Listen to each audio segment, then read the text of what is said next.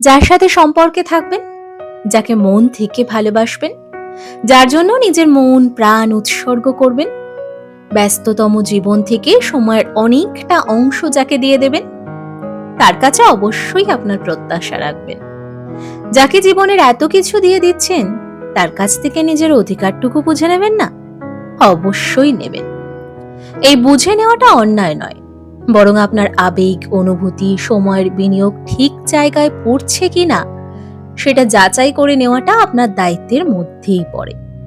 জমি কেনার পর জমির দলিলে নিজের নামটা আছে কিনা সেটা যেমন দেখে নেন, সোনা কিনতে গিয়ে সোনার গায়ে হলমার্ক চিহ্নটা যেমন দেখে নেন, মানুষের ক্ষেত্রেও তেমনি।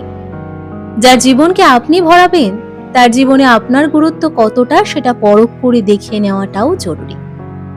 আজকাল নিঃস্বার্থ বলে কিছু হয় না।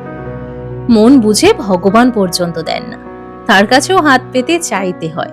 মানুষ, সে তো দূরের কথা। প্রত্যাশা না রাখলে সব দিতে দিতে আপনি একদিন মৃতদেহে পরিণত হবেন।